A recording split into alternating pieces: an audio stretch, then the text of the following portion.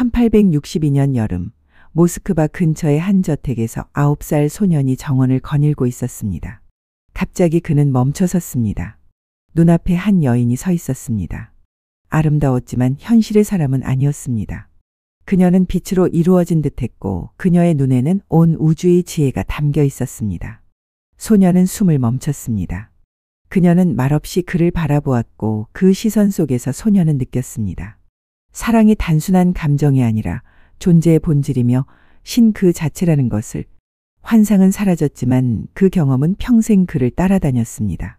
29년 후 1891년 같은 사람이 런던 대형박물관 열람실에서 책을 읽고 있었습니다. 그때 다시 그 여인이 나타났습니다. 이번에는 그에게 말했습니다. 이집트에 가라. 그는 즉시 카이로행 기차를 탔습니다. 이집트 사막에서 세 번째로 그녀를 만났을 때 그는 깨달았습니다. 그녀는 소피아, 신의 지혜의 여성적 현현이었다는 것을. 이 신비로운 경험들이 한 사람의 철학을 만들었습니다. 그의 이름은 블라디미르 솔로비오프, 사랑으로 신을 만난 러시아의 신비주의 철학자입니다.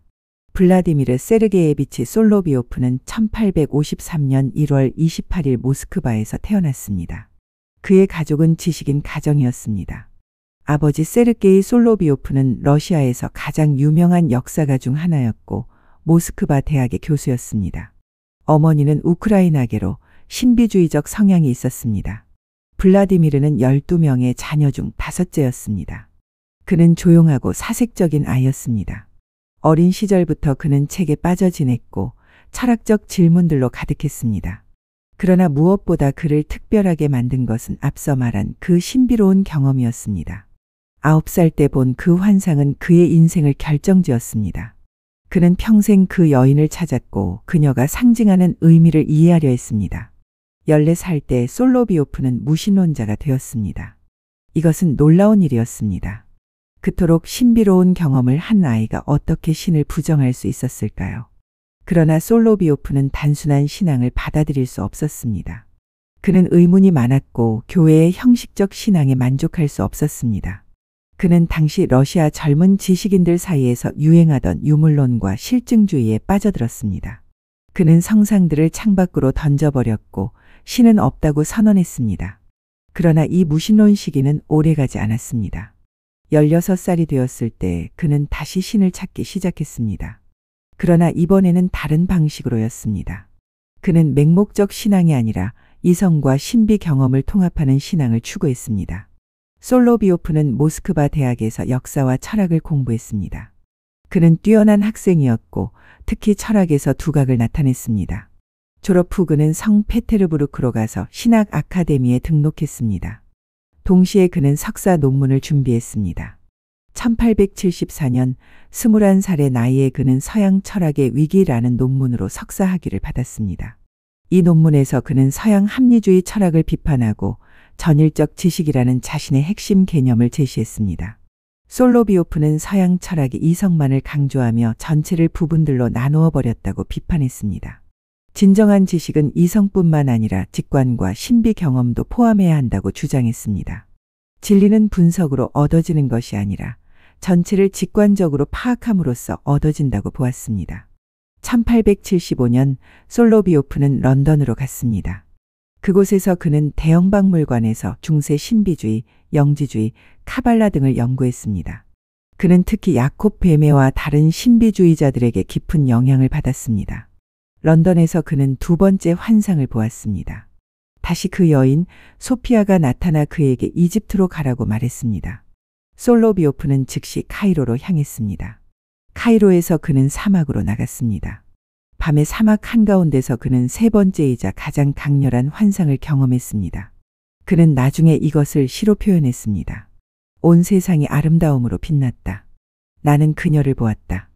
영원한 친구의 얼굴을. 그녀의 눈에는 하늘의 푸른빛이 있었고 그녀의 미소는 장미빛 새벽이었다. 이 경험 후 솔로비오프는 자신의 철학적 사명을 확신했습니다. 그는 소피아, 신의 지혜를 세상에 드러내야 한다고 믿었습니다. 1877년 솔로비오프는 러시아로 돌아와 성페테르부르크 대학에서 강의를 시작했습니다. 그의 강의는 엄청난 인기를 끌었습니다. 청중은 그의 열정적인 말과 깊은 통찰에 매료되었습니다. 도스토옙스키도 그의 강의를 들으러 왔습니다. 두 사람은 깊은 우정을 나누었습니다. 솔로비오프는 도스토옙스키보다 30세 어렸지만 둘은 영적 친구가 되었습니다. 그들은 신앙, 러시아의 운명, 악의 문제 등에 대해 긴 토론을 나누었습니다. 도스토옙스키는 자신의 마지막 소설 카라마조프가의 형제들을 쓸 때 솔로비오프에게서 많은 영감을 받았습니다. 소설 속 알료샤 카라마조프는 부분적으로 솔로비오프를 모델로 한 것으로 여겨집니다. 두 사람은 함께 옵티나 사막 수도원을 방문하기도 했습니다. 이 여행은 도스토옙스키에게 깊은 인상을 남겼고 소설에도 반영되었습니다. 1880년 솔로비오프는 박사 논문 추상적 권리의 비판을 제출했습니다. 이 논문에서 그는 자신의 철학 체계를 더욱 발전시켰습니다. 그는 이성주의, 경험주의, 칸트의 비판 철학 모두를 비판하며 전일성의 철학을 제시했습니다. 솔로비오프에 따르면 진정한 지식은 주체와 객체, 사유와 존재, 신과 세계의 통일 속에서만 가능합니다. 그는 이것을 전일 통일성, 이라고 불렀습니다. 그러나 같은 해 솔로비오프의 인생에 큰 변화가 찾아왔습니다. 1881년 3월 13일 알렉산드르 2세 황제가 암살당했습니다. 몇 주 후 솔로비오프는 공개 강연에서 놀라운 발언을 했습니다. 그는 새로운 황제 알렉산드르 3세에게 암살자들을 용서하라고 촉구했습니다. 기독교 황제는 복수가 아니라 자비를 보여야 합니다. 이것은 엄청난 논란을 일으켰습니다. 정부는 분노했고 보수파는 그를 비난했습니다. 결국 솔로비오프는 대학에서 사직해야 했습니다. 이후 솔로비오프는 독립적인 사상가이자 저술가로 살았습니다. 그는 더 이상 안정된 직장이 없었고 글을 쓰고 강연하며 생계를 유지했습니다. 그는 결혼하지 않았고 자신의 집도 없었습니다. 그는 친구들의 집을 전전하며 살았습니다. 그의 모습은 특이했습니다. 키가 크고 마르고 긴 머리에 수염을 길렀으며 항상 낡은 옷을 입었습니다. 그는 물질적인 것에 전혀 관심이 없었습니다. 돈을 벌면 즉시 가난한 사람들에게 나누어 주었습니다. 한 번은 겨울에 자신의 외투를 거리에 거지에게 주고 추위에 떨며 걸어간 적도 있었습니다. 사람들은 그를 거룩한 바보라고 불렀습니다. 그러나 그의 친구들은 그의 순수함과 진실성을 알았습니다. 1880년대와 1890년대에 솔로비오프는 왕성하게 글을 썼습니다. 그는 철학, 신학, 시, 문학 비평, 정치 논설 등 다양한 장르에서 활동했습니다. 그의 주요 저작들이 이 시기에 나왔습니다. 신인성에 관한 강의, 사랑의 의미, 신정론 등. 이 저작들에서 솔로비오프는 자신의 핵심 사상을 전개했습니다. 그 중심에는 언제나 사랑이 있었습니다. 솔로비오프에게 사랑은 단순한 감정이 아니었습니다. 그것은 존재론적 권리였습니다. 그는 말했습니다. 사랑은 신성과 인간성을 연결하는 다리이다. 사랑을 통해 인간은 자신의 이기심을 극복하고 타자와 하나가 되며 궁극적으로 신과 합일할 수 있습니다. 솔로비오프의 사랑 철학은 에로스적 사랑에서 시작합니다. 그는 남녀 간의 사랑을 단순히 생물학적 욕망이나 심리적 애정으로 환원하지 않았습니다. 진정한 사랑에서 우리는 상대방을 단순히 욕망의 대상이 아니라 그 자체로 절대적 가치를 가진 존재로 봅니다. 사랑하는 사람을 볼 때 우리는 그 안에서 신성을 봅니다. 솔로비오프는 이것을 개별화의 원리라고 불렀습니다. 사랑을 통해 다른 사람이 우리에게 대체 불가능한 유일한 존재가 됩니다. 그리고 이 경험이 우주적 사랑으로 확장될 수 있습니다. 우리가 한 사람을 진정으로 사랑할 때 우리는 모든 존재를 사랑하는 능력을 배웁니다. 그리고 궁극적으로 우리는 신의 사랑에 참여하게 됩니다. 솔로비오프는 또한 소피아의 개념을 발전시켰습니다. 소피아는 그리스어로 지혜를 의미하지만 솔로비오프에게 그것은 훨씬 더 깊은 의미를 가졌습니다. 소피아는 신의 여성적 측면이며 신의 창조적 사랑의 원리입니다. 그것은 신과 세계 사이의 매개이며 하늘과 땅을 연결하는 다리입니다. 솔로비오프는 소피아를 영원한 여성성이라고도 불렀습니다.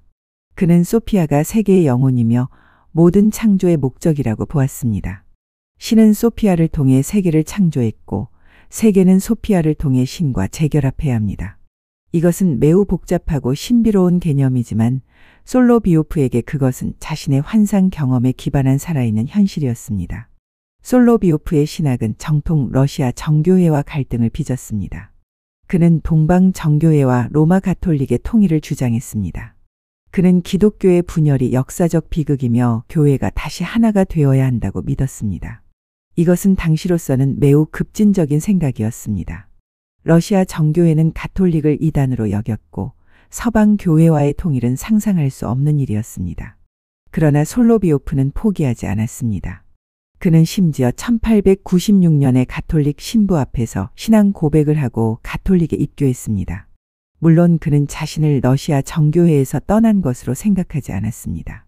그는 양쪽 교회에 동시에 속할 수 있다고 믿었습니다. 그러나 이것은 양쪽 모두에게서 그를 소외시켰습니다. 정교회는 그를 배신자로 보았고 가톨릭은 그를 완전히 신뢰하지 않았습니다. 1890년대 후반 솔로비오프의 건강이 악화되기 시작했습니다. 그는 평생 절제 없이 살았고 몸을 돌보지 않았습니다. 그는 과도하게 일했고 제대로 먹지도 자지도 않았습니다. 그의 신장과 심장에 문제가 생겼습니다. 그러나 그는 계속 글을 썼습니다. 마지막 몇 년 동안 그는 적그리스도 이야기를 포함한 여러 중요한 작품을 완성했습니다. 적그리스도 이야기는 종말론적 작품으로 세계 종말 전에 나타날 거짓 구원자에 대한 이야기입니다. 이것은 어두운 작품이지만 동시에 희망의 메시지를 담고 있습니다. 악이 아무리 강해 보여도 결국 사랑과 진리가 승리한다는 것입니다. 1900년 여름 솔로비오프는 모스크바 근처 우즈코이의 친구 집에 머물고 있었습니다. 그의 상태는 심각했습니다. 7월 말 그는 의식을 잃었습니다. 의사들은 그가 회복하기 어렵다고 판단했습니다. 1900년 8월 13일 블라디미르 솔로비오프는 47살의 나이로 세상을 떠났습니다. 그의 마지막 말은 더 이상 못 견디겠다 였다고 전해집니다. 그는 세르기예프 포사드의 삼위일체 수도원 묘지에 묻혔습니다. 그의 장례식에는 많은 사람들이 참석했습니다.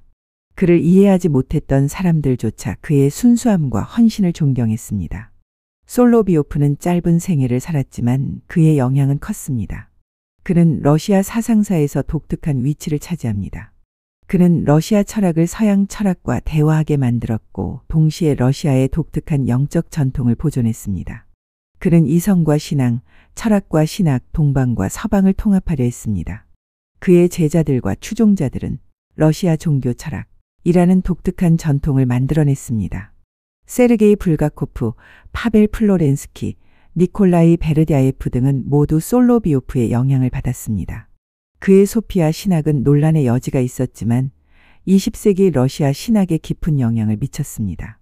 솔로비오프의 사상은 문학에도 영향을 미쳤습니다. 도스토옙스키 외에도 톨스토이, 안드레이 벨리, 알렉산드르 블로크 등이 그의 영향을 받았습니다. 특히 러시아 상징주의 시인들은 솔로비오프의 소피아 개념을 받아들여 영원한 여성성을 찬미하는 시들을 썼습니다. 블로크의 유명한 시 아름다운 부인 은 솔로비오프의 소피아 환상에서 영감을 받은 것입니다. 솔로비오프의 정치 사상도 주목할 만합니다. 그는 초기에 슬라브주의에 동조했지만 점차 더 보편적인 관점으로 이동했습니다. 그는 민족주의를 비판하고 인류의 통일을 주장했습니다. 그는 신정주의를 제안했는데 이것은 교회와 국가가 협력하여 사랑의 원리에 기반한 사회를 만들어야 한다는 것입니다. 이것은 유토피아적 비전이었지만 사회 정의에 대한 그의 깊은 관심을 보여줍니다. 오늘날 우리는 솔로비오프에게서 무엇을 배울 수 있을까요? 첫째, 사랑의 철학적 의미입니다. 현대 사회는 사랑을 개인적 감정으로 축소시켰습니다. 그러나 솔로비오프는 우리에게 사랑이 훨씬 더 깊은 의미를 가진다는 것을 상기시킵니다. 사랑은 단순히 우리를 행복하게 만드는 것이 아니라 우리를 변화시킵니다.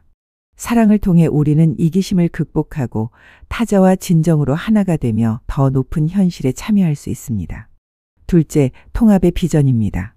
솔로비오프는 분열과 대립을 극복하려 했습니다. 이성과 신앙, 과학과 종교, 개인과 공동체, 동방과 서방근은 이 모든 것들이 대립하는 것이 아니라 보완적이라고 보았습니다. 오늘날 우리 사회는 여전히 깊은 분열에 시달리고 있습니다. 솔로비오프의 전일성 철학은 우리에게 다른 가능성을 보여줍니다. 셋째, 신비 경험의 가치입니다. 현대 세계는 매우 합리적이고 물질적입니다. 우리는 측정할 수 있고 증명할 수 있는 것만을 현실로 받아들입니다. 그러나 솔로비오프는 우리에게 말합니다. 현실은 우리가 볼 수 있는 것보다 훨씬 더 넓고 깊습니다. 신비 경험, 직관, 사랑의 통찰 이것들도 진정한 지식의 원천입니다. 우리는 이성만으로는 진리에 도달할 수 없습니다. 우리는 온 존재로 마음과 영혼으로 진리를 만나야 합니다. 넷째, 여성성의 존중입니다.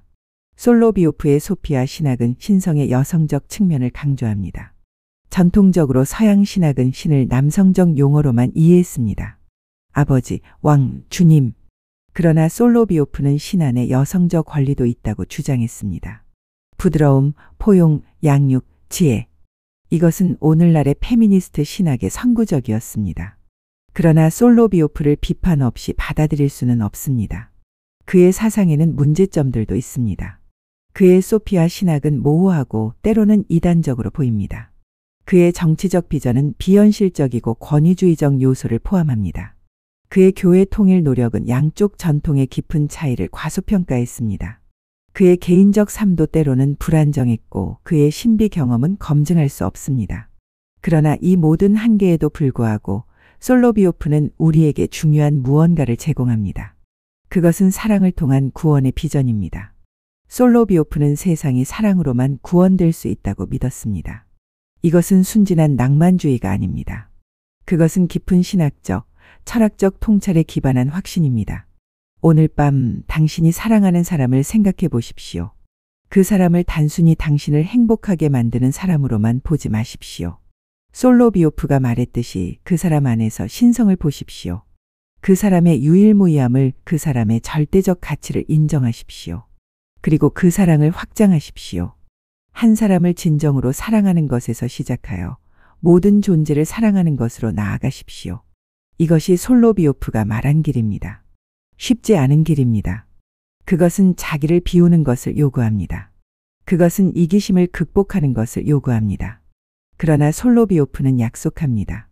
이 길의 끝에는 신과의 합일이 있고 완전한 기쁨이 있습니다. 솔로비오프의 마지막 시 중 하나에서 그는 썼습니다. 사랑은 죽음보다 강하고 죽음의 두려움보다 강하다. 오직 사랑만이 삶과 존재를 유지한다. 이것은 단순한 시가 아닙니다. 이것은 그의 철학의 핵심이며 그의 삶의 증언입니다. 그는 사랑으로 살았고 사랑을 가르쳤으며 사랑 안에서 신을 만났습니다. 그리고 그는 우리에게도 같은 길을 초대합니다. 다음 시간에도 인간의 내면을 비추는 또 한편의 지혜로 찾아뵙겠습니다. 구독과 좋아요는 이 철학의 여정을 이어가는 큰 힘이 됩니다. 오늘도 시청해 주셔서 감사합니다. 사랑이 당신의 존재를 비추는 밤 되시기 바랍니다.